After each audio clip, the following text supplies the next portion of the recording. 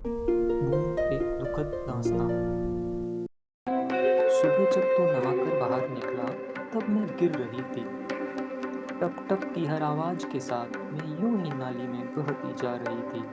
तेरी नन्ही बहन वॉश प्रेशर चालू करके भूल गई थी। तेरी माँ तुझे कह कह कर थक गई थी, बेटा रसोई का नल ठीक करवा दे, क्योंकि वहाँ भी मैं बह रही थी। पिता ने तुझे कहा था, बेटा ऑफिस जाने से पहले पौधों में पानी डाल देना, और तूने नल खुला छोड़ दिया था। तेरे छोटे भाई की लापरवाही के कारण पानी की टंकी भरने के बाद भी मैं धार बनकर बस यूं ही बहती रही। पहले छत से, फिर खिड़की के झरोखे से, फिर खिड़की के नीचे पड़े गमले में, पर मैं फिर भी बहती रही। टप टप की हर आवाज के साथ मैं यूं ही नाली में बहती जा रही थी। तेरी माँ ने जब सुना इतना पानी यूं ही बह गया तो छोटे भाई को कड़ी डांट लगाई। तब तुझे क्या लगा, मैं गिरनी बंद हो गई? नहीं, अब मैं तेरे छोटे भाई की नन्ही कोमल आंखों से बह रही हूँ। उसने मुझे कई बार पूछा पर फिर भी मैं बह रही हूँ। और तुझे याद है, जो तुम बगीचे का नल खुला छोड़ गया था, तो अब चींटियों के घर में बाढ़ सी आ गई है।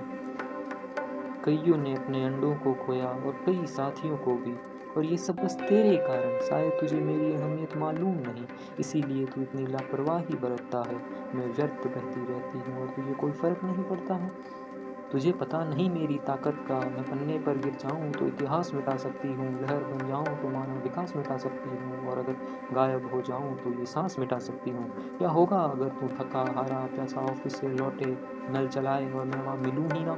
सारे घर में ही ना मिलूं, मिलूं तो बस एक तस्वीर में सूखे फूलों की माला डाले हुए। तब शायद तुझे मेरी अहमियत का पता चले। जब भी मैं टप टप बहूं तू ना बहने दे। कभी वक्त मिले तो सोचना, मेरी इन बातों पर थोड़ा गौर करना। अपने नन्हे भाई बहनों को भी समझाना, जितना तुझसे हो सके। मेरी ये बात सुन ले, बस दुखी बूंद की ये फरियाद सुन ले, बस दुखी बूंद की ये फरियाद सुन ले।